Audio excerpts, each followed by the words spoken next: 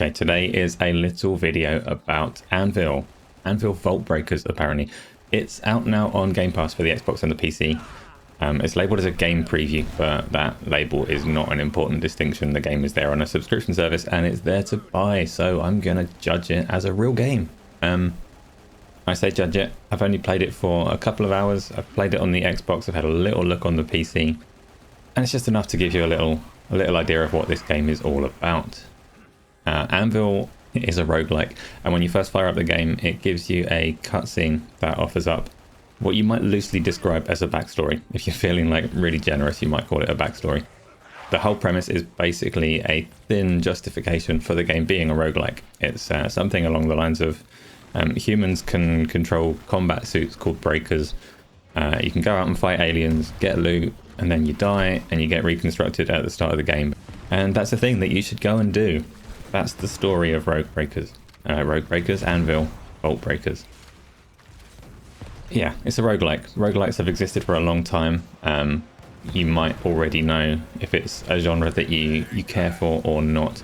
But I will say, if you got into roguelike games over the last year or so because you fell in love with Hades or Dead Cells or anything like that, Anvil strips it back to basics. It is just very mechanical. This is a roguelike. Loot, power up, die, repeat. So, in terms of the setting and the aesthetics of this game, it reminded me a lot of Rift Breaker, which is also on Game Pass. In fact, I should do a video on Rift Breaker. If you want to be my unpaid assistant, then write that down for me. I'll get to it at some point. But Rift Breaker has a similar aesthetic in that it's a mix of alien environments, and you're controlling essentially a mech. I say mech. The breakers in Rift Breaker do seem to have a little bit of a jiggle going on, so they're not entirely robotic, but aesthetically very similar. Anvil is unfortunately not so much of a looker as Rift Breaker though. So whereas in Rift Breaker you are landing on pretty well realized alien planets with dense fauna like iridescent mushrooms, things like that, and smashing the crap out of everything, in Anvil the environments at least are a little bit more mundane, a little bit more sterile. There's not much that you can interact with. You can break a few barrels every now and again, but that's about it. So it looks fairly basic in that sense, but where it does excel is the various aliens that you fight, from minor creatures that populate the maps to the boss characters. Those are all well realized. The characters that you play do look decent, and there's a lot of projectiles and fire and all kinds of effects going on at the screen at various times. So it's not a terrible looking game, but it's not going to win any awards either. The version that you can see on the screen right now is from the Xbox Series X. It's not in, you might have noticed a lot of my videos are in 4K and HDR. This one doesn't have HDR, it's just not something that the game supports. And at cursory, first glance kind of thing, the PC version looks basically the same as the Xbox Series X version. You're not going to get a night and day difference in the graphics available if you play across the other platforms. So, kind of established that it's perhaps a little bit dry. It's very much a mechanical, back to basics roguelike, which might have put some of you off already. To be honest, it's probably enough to put me off, but I did play the game for a couple of hours and it does do some things very well. So the combat in it is fundamentally it's a twin stick shooter. So you're moving with the left analog stick, firing your various guns or other kind of weapons that we'll get to in a minute with the right stick. And all of the triggers and shoulder bumpers are firing off your 4 abilities. What those 4 abilities are depends on which breaker suit that you started out the game with. So I think there were 12 breaker suits. Some of them are initially locked, and the breaker suit that you choose is pretty fundamental to the way that the game will play out for you, the options that you've got when you're developing your character. So each of the breakers has 4 core skills that they start with, and a particular kind of weapon preference. So they'll have a specific weapon, homing lasers, a hammer, or a pair of pistols or something like that, which they are not locked to, but the weapons that you find through your run will be vaguely related. So if you pick a breaker that focuses on close range combat with a hammer, all of the weapons that you'll find throughout the game will be hammers, fists, or flamethrowers. They're pretty close range weapons as well. Now what the game does well, that makes it enjoyable and might give it some life for people that are into roguelikes, is the builds that you can kind of form as you play through are quite interesting. So as you're playing, you come across these relic boxes that let you choose a selection of 3 upgrades to enhance your character. And they're not trivial, boring upgrades. They're not do 5% more damage and things like that. They're pretty significant to the way that your character plays.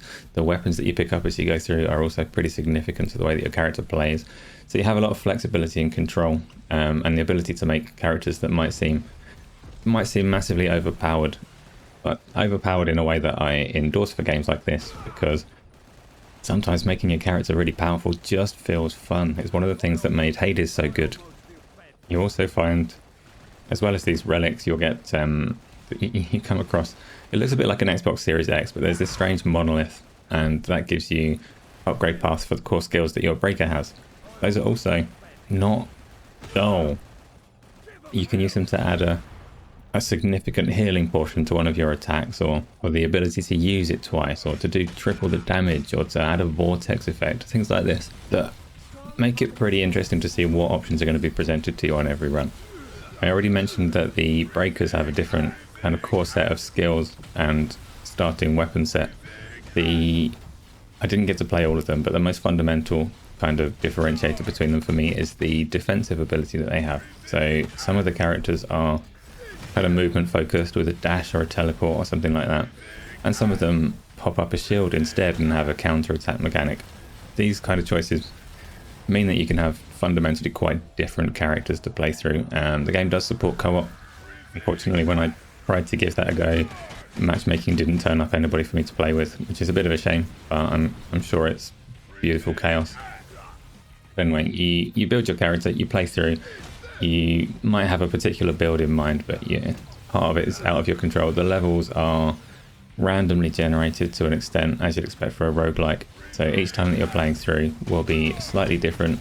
You get different enemies to face and different bosses along the way. And then you die. When you are jumping into kind of session on Anvil, you get a choice at the start of what kind of expedition you're going on. They're broadly the same, but the first one is specifically set for beginners. So it gives you very small enclosed areas, and it gives you waypoint markers and simple objectives. And at that point, the game isn't very good. So you have to complete this beginner expedition at least once before you can move on to the next ones. And that's a bit of a mistake that I hope they correct. I think they should relegate that to a tutorial that you only need to sit through the once, because it made the game feel way too enclosed, way too small scale, and not that much fun. But once you've got through that first expedition, then you can kind of get into the game properly, where the maps open up and you get a lot more options in how to play. Still building up your character in the same way, still conceptually very similar, but just way less restrictive in where and when you can go. Okay, so what else? So why would you go in more than once? Good question, good question. So the kind of ongoing progression for the game, all roguelikes have their own kind of elements of power that you retain throughout the run or the session that you're on, and then a more permanent progression to kind of hook you and keep you coming back and get you getting stronger and going further. In Anvil, there's kind of 2 elements to that. So at the end of a run, you get to keep one of the relics that you found in the game. I'm not quite sure how it's decided which one you get, whether there's an element of the better you play, the better the relic or anything like that. But you get one relic that you can equip to a breaker in the home base to give you an advantage when you're starting. I think they can hold up to 4. You also have what looks to be a kind of battle pass system. And this is where it gets interesting for Anvil, because at the moment the battle pass system, or system of progression to level up your character and things like that, is labelled as being Season 0. So through the battle pass you open up the currency that you need to unlock other breakers, but also level up kind of currency that you can spend to make all of your breakers more powerful. And there's a skill tree for this. The skill tree is actually absolutely terrible. It's tedious as balls. Things like a 1% increase to your health that has 10 ranks to pour these points into. But what's interesting about it is all of this skill tree stuff says on it that it's only relevant until the end of the season, and then it all resets and starts again. Which means that this game is planned to have additional, you'd have to assume it's going to have additional content, additional options, additional breakers, additional relics, additional ways to build up your character, and additional reasons to come back and play every time the season resets. So if you are into that kind of basic roguelike, which, like I say, I'm probably not. Honestly, I'm probably not going to play this one again after today.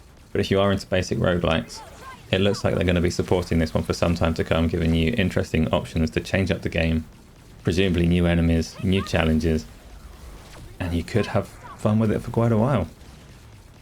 I think that's all I've got to say about Anvil. So again, you must hit like and subscribe, please. Thanks.